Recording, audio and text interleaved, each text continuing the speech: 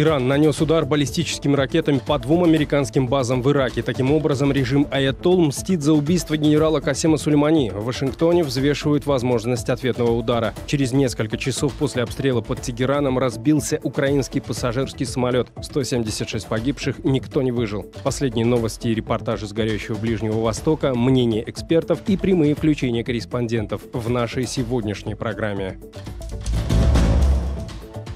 В прямом эфире информационная программа «Настоящее время. Азия». В бишкекской студии я, Шавкат Тургаев. Здравствуйте. Минувшей ночью Иран нанес ракетные удары по 2 американским военным базам в Ираке. На них размещены силы международной коалиции, которую возглавляет США. Поступают противоречивые данные о количестве выпущенных ракет, жертвах и разрушениях. Начнем с рассказа, как это было. Подробности у Александра Касаткина.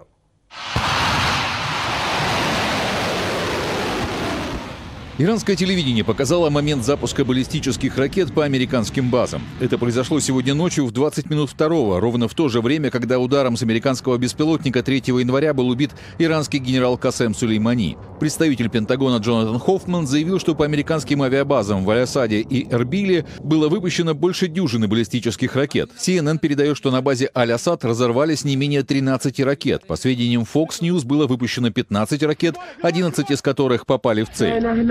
Иракские военные заявили, что всего было выпущено 22 ракеты, 2 из которых не разорвались. Иранская пресса сообщает, что по целям было выпущено от 30 до 60 ракет. Около 80 человек погибли, уничтожена техника, самолеты, вертолеты и беспилотники. Корпус стражи Исламской революции сообщил сегодня, что для атаки были использованы ракеты «Зульфикар» и «Киям». Это баллистические ракеты собственной разработки с дальностью действия 700-800 километров. Их технические характеристики официально не публиковались. «Зульфикар» — это название легендарного меча пророка Мухаммеда, который защищает мусульманский мир от врагов. Твердотопливную ракету с таким названием Минобороны Ирана представила в 2017 году. Иранское агентство «Фарс» тогда сообщило, что она обладает высокоточной системой наведения и невидима для радаров. «Киям» — жидкотопливная ракета с высокой скоростью и маневренностью. Она также сделана из материалов, поглощающих радиоволны. Ракету «Киям» впервые испытали еще в 2010 году. Она может размещаться на различных пусковых установках, в том числе мобильных и морских. По данным Пентагона, Иран обладает крупнейшим в регионе арсеналом баллистических ракет различной дальности. Представитель командования Корпуса стражи Исламской революции сегодня заявил, что ракетные удары по американским базам являются только первым шагом ответных действий на убийство генерала Сулеймани. Верховный лидер Аятолла Али Хаминеи в эфире иранского телевидения назвал атаку успешной. Это не удар, скорее пощечина. Этого недостаточно. Иранские власти предупредили, что готовят еще более сокрушительные ответы. Тегеран подчеркивает, что не стремится развязать войну и называет свои действия оборонительными. Президент Ирана Хасан Роухани заявил сегодня, что целью Ирана является полное вытеснение Америки и ее союзников из Ближнего Востока. Наша реальная месть и окончательный ответ — это когда Америка будет изгнана из региона, и ее рука агрессии будет отрезана навсегда. Корпус стражи Исламской революции сегодня заявил о возможных атаках в направлении любой страны региона, которая станет платформой для агрессии со стороны США. Духовный лидер Аятолла Али Хаминеи подтвердил, что Иран всегда будет врагом США и сионистского режима. Государство Израиль является якорем в этих бурных водах, и проблемы, с которыми нам приходится сталкиваться, не уменьшаются. Но мы решительно противостоим нашим врагам. Мы остаемся верны и сильны. Тот, кто хочет напасть на нас, получит разрушительный удар. Власти Ирака подтвердили, что Иран предупреждал их о возможном ударе по американским объектам. В Ираке сейчас размещено около 5000 американских солдат и силы международной коалиции. Сегодня пресса сообщает, что Канада, Германия, Испания, Словакия и Хорватия передислоцируют своих военных с территории Ирака. В Польше, Чехии и Латвии заявили, что их солдаты пока остаются на территории страны. Глава НАТО Йенс Столтенберг в Твиттере призвал Иран воздержаться от дальнейшего насилия. Союзники продолжают консультироваться и сохранять приверженность нашей тренировочной миссии в Ираке. Сейчас тренировочные программы НАТО в Ираке приостановлены. В миссии НАТО участвуют около 500 инструкторов и военных консультантов из разных стран. Они занимаются подготовкой сил безопасности Ирака. В НАТО заявили, что Альянс примет все необходимые меры предосторожности для защиты своего персонала. Александр Касаткин, «Настоящее время». В эти дни в Душанбе находится первый заместитель помощника госсекретаря США по делам Южной и Центральной Азии Элис Уэллс. Помимо вопросов двусторонних отношений с руководством Таджикистана, обсудила также и проблемы региональной безопасности. На встрече с журналистами американский дипломат подчеркнула, что нынешняя политика Ирана создает хаос в регионе, что угрожает безопасности и стабильности Таджикистана. На пресс-конференции большая часть вопросов касалась перспективы новой войны на Ближнем Востоке. Элис Уэллс отметила, что США стремятся предотвратить эскалацию насилия в регионе со стороны властей Ирана.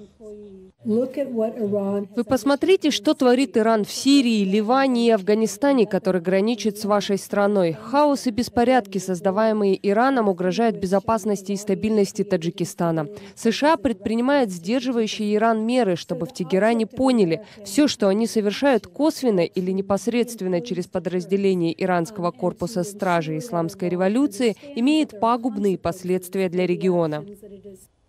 Комментируя убийство иранского генерала Касема Сулеймани, Элис Уэллс повторил официальную позицию Вашингтона. По словам американского дипломата, целью визита главы сил иранского подразделения «Кудс» в Ирак была подготовка атак на американцев. Целью этого удара было сдерживание будущих планов иранских атак. И как президент Трамп и секретарь Помпео уже разъяснили, Соединенные Штаты продолжат принимать все необходимые меры для защиты наших интересов и людей, где бы они ни находились. Прекращение эскалации является нашей главной целью. Мы надеемся, что шаг, который предприняли Соединенные Штаты, в будущем послужит примером для Ирана, если он будет пытаться дестабилизировать обстановку в дружественных нам странах этого региона. Наш корреспондент в Душанбе Анушер Ванарипов сегодня встретился с депутатом Нижней палаты парламента Таджикистана, председателем Демократической партии Саид Джафаром Усмонзодой. Политик неоднократно бывал в Иране, имеет тесные связи с политиками в Тегеране, впрочем, как и свое мнение о происходящем. Господин Усмонзода, вы как частное лицо, как таджикский политик часто бывали в Иране, у вас там много знакомых, есть связи с вашими коллегами. Как вы считаете, насколько высока вероятность военного конфликта между Ираном и США? Надо забывать, что Иран это не Сомали. Иран имеет мощную армию. Иран, соответственно, имеет еще мощнейших союзников. Никогда союзники Ирана в сторону не будут стоять. Турция, Россия и другие, хоть мелкие другие союзники. Соответственно, я не думаю, что Конгресс Америки даст разрешение Трампу, значит, дать приказ ударить, значит, конкретно по иранским населенным пунктам или таким-то объектам. Будет большая проблема, значит, у Трампа в своей стране и в его карьере. Не надо сказать, что у Ирана нет ядерного оружия. Это никто не может исключать. А может быть, они давно создали это оружие. О том, что у них есть большие ракеты, дальние, значит, большим дальности расстояния поражения, это у них точно есть. Если он союзник России, как он не может быть и такие? Любые союзники обеспечивают друг друга в любой необходимости. Как ваши коллеги отреагировали на убийство Касема Сулеймани? Я давно был, значит, знаком с людьми, бизнесменами, которые, значит, из Ирана. Я там бизнесом занимался тоже. И вот в недавнее время, в течение 5 дней, мы звоним, какая ситуация, какой что. Ну, народ очень агрессивно настроен. Я был один раз там в пятничном мечети во время произношения вот это выполнения молитвы. Всегда после окончания молитвы они кричали «Смерть Америки, смерть Америки». Когда Америка еще не ударила, когда Америка такие конкретные действия не делала, а после такого конкретного действия убить влиятельного человека и здесь будоражит вот этот регион, можно сказать, что давайте конкретно что-то вы начинаете, мы потом начнем войну. Народ очень агрессивно настроен, оказывается. Они готовы на всю, на любую войну. Почему официально Душанбе не комментирует происходящее и как должен отреагировать Таджикистан на ситуацию? Нам Иран не чужая страна. Для нас очень родная страна. Не надо сказать, хоть у них какая-то от них есть польза, хоть какой-то нету пользы, но это наши родня. Одно время было у нас плохо, Америка помогала.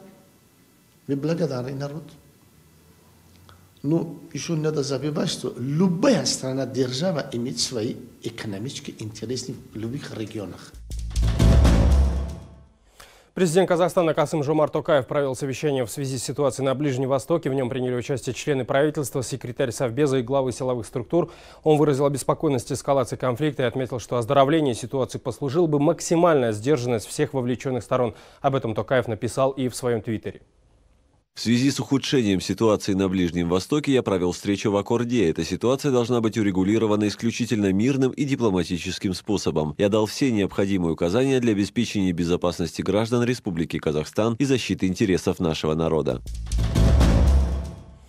О том, как конфликт между Ираном и США отразится на ситуации в Центральной Азии, мы поговорили с экс-замминистра иностранных дел Кыргызстана Талантом Кушчубековым. Бывший дипломат считает, что стороны вряд ли решатся на резкие действия. Эксперт по Ближнему Востоку полагает, что большой войны, скорее всего, не будет. По той простой причине, что военно- и экономический потенциал двух стран просто несравним. Понятно, что если и возникнет военный конфликт, то он будет носить локальный характер. Добавок к этому, я думаю, что мировое сообщество тоже не останется небезучастным. Соответствующее давление со стороны мирового сообщества будет оказано на обе стороны конфликта. И в конечном итоге, конечно, это должно привести к разрешению данной проблемы политико-дипломатическими средствами. Вот. Но, тем не менее, ситуация, конечно, вызывает озабоченность экспертов. Уже сейчас раздаются авторитетные мнения экспертов обеих полушарий о том, что действия Соединенных Штатов во многом провоцируют ситуацию на Ближнем Востоке, что администрация Трампа не владеет стратегией в вопросах внешней политики и идет процесс разрушения сложившихся международных отношений, институтов. Талант Кушчубеков опасается, что если конфликт все-таки выйдет на глобальный уровень, то его последствия почувствуют на себе все страны Центральной Азии. В первую очередь может пострадать экономика региона. Являясь, в общем-то, и принадлежа к одному региону, мы тоже в какой-то степени ощутим себе результаты этого конфликта, если она примет затяжной характер, а тем более примет форму каких-то военных действий. Прежде всего и экономические, потому что мир сейчас взаимосвязан,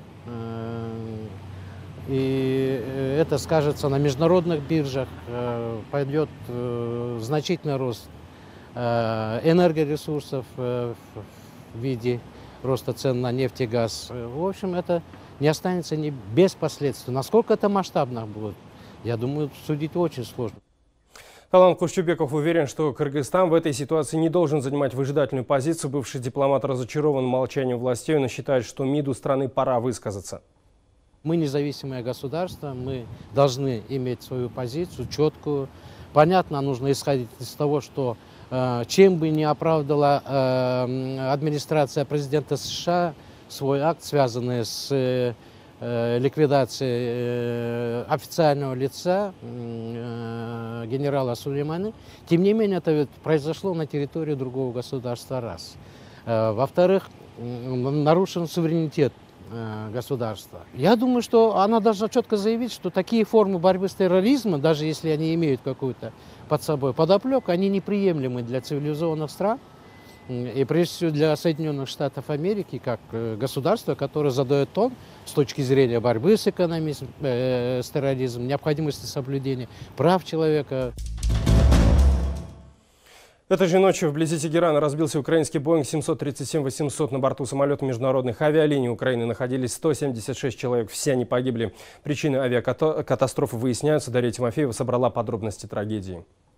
Согласно сервису отслеживания положения воздушных судов Flight Radar, данные с Боинга перестали поступать уже через 2 минуты после взлета. Пассажирский самолет международных авиалиний Украины следовал по маршруту Тегеран-Киев. Из аэропорта Имам Хамейни он вылетел в 2:42 утра по местному времени. В 2:44 перестал выходить на связь и вскоре потерпел крушение. Самолет разбился между Парандом и Шахрияром. Число пассажиров 170. Команда расследователей из Национального отдела авиации отправилась на место после появившегося сообщения о крушении. Все, кто находился на борту, погибли. Первоначально заявлялось о 180 жертвах. Позже глава МИДа Украины опубликует твит о 176 погибших. 2 человека уже после регистрации отказались лететь. Согласно данным властей Украины, на борту находились 82 иранца, 63 канадца, 11 украинцев, включая 9 членов экипажа, 10 граждан Швеции, 4 граждан Афганистана, 3 граждан ФРГ и 3 подданных Великобритании. Официальный список пассажиров авиаперевозчик обещал опубликовать на своем сайте. От имени коллектива авиакомпании я приношу глубокие соболезнования семьям людей, которые были на борту. Всем людям, которым они были дороги. Это был один из лучших наших самолетов с прекрасным, надежным экипажем. Первоначально иранская сторона причиной катастрофы назвала возгорание двигателя самолета. Посольство Украины в Иране также заявляло о технических неполадках. В середине дня представительство изменило позицию, опубликовав сообщение, что причины авиакатастрофы близ Тегерана пока не назывались. Оба черных ящика найдены. Между тем, иранские СМИ цитируют главу гражданской авиации, который якобы заявил об отказе передавать самописцы производителю и американцам. Он уточнил, что страна, в которую они будут переданы для расшифровки, пока не выбрана. Украина приостановила полеты над Ираном на время расследования. Посольство Украины в Иране оперативно отреагировало на эту ситуацию. Сейчас консул и посол находятся в аэропорту Тегерана. Они в контакте со спасательно-поисковыми службами и администрацией аэропорта. Мы выражаем соболезнования всем родственникам погибших. Ранее представители международных авиалиний Украины сообщили об исправности самолета. Он был выпущен в 2016 году. Последнюю техническую проверку судна прошло 2 дня назад. В компании Boeing также выразили соболезнования близким погибших. Производители самолета отметили, что контактируют с авиакомпанией-заказчиком и готовы оказать помощь. Дарья Тимофеева, Азат Антымаков. В настоящее время. Азия. На прямой связи с нами корреспондент «Настоящего времени» в Киеве Юлия Жукова. Узнаем у нее самую последнюю информацию. Юль, привет. Расскажи, что сейчас происходит в международном аэропорту Киева Борисполе. Шавкат, здравствуй. Аэропорт Борисполь.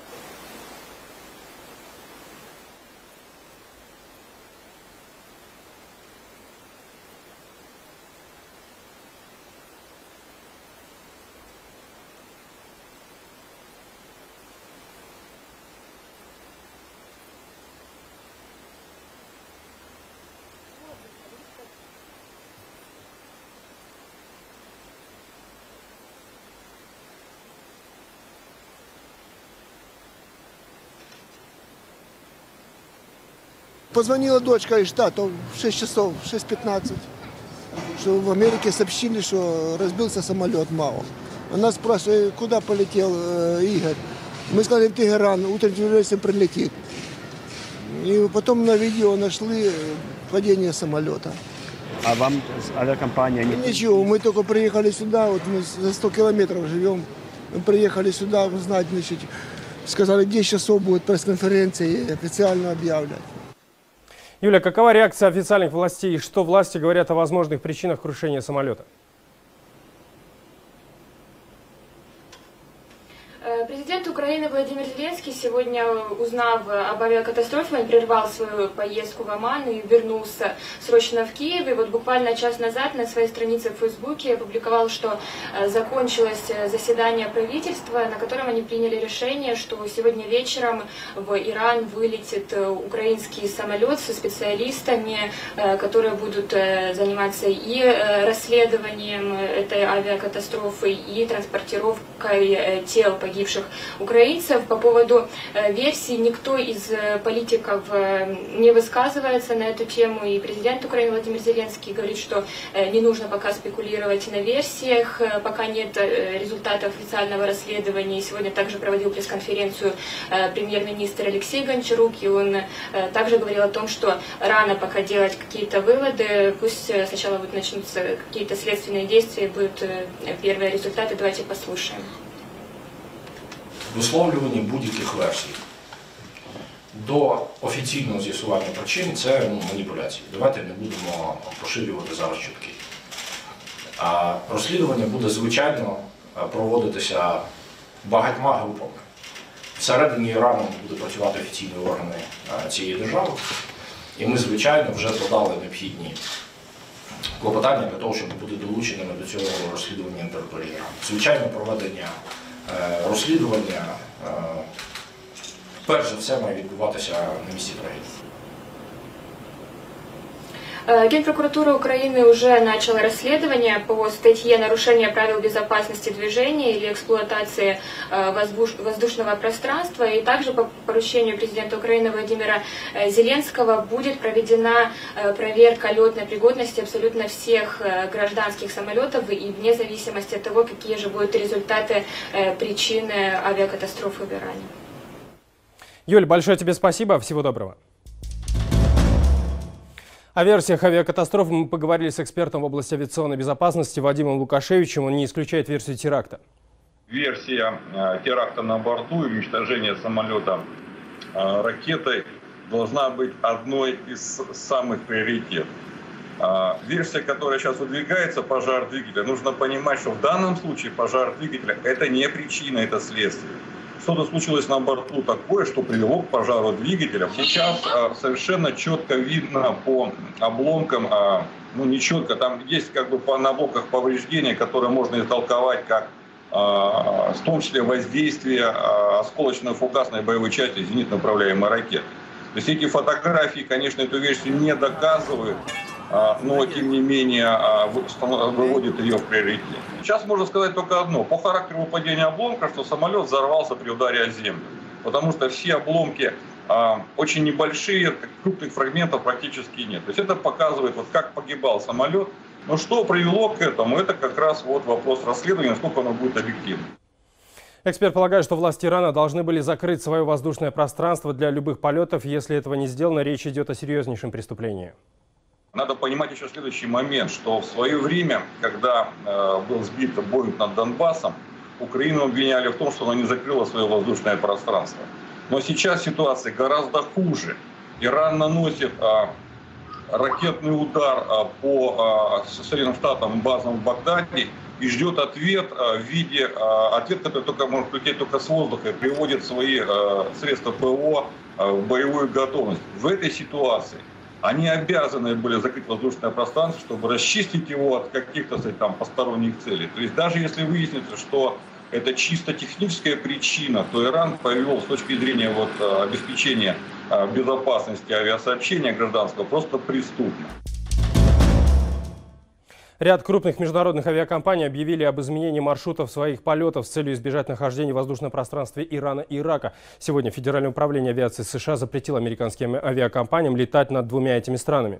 О прекращении полетов над Ираном и Ираком уже объявили Singapore Airlines, China Airlines, австралийская Qantas Airways, тайваньская Eva Air, малазийская Malaysia Airlines, французская Air France и немецкая авиакомпания Lufthansa. Росавиация рекомендовала российским авиакомпаниям не совершать полеты в воздушном пространстве Ирана и Ирака, Персидского и Оманского заливов. Это были все новости, о которых мы хотели вам рассказать. Смотрите нас в социальных сетях, в эфире своих национальных телеканалов и в прямом эфире круглосуточного телеканала «Настоящее время» в Ютубе. Мы встретимся с вами завтра. Всего доброго.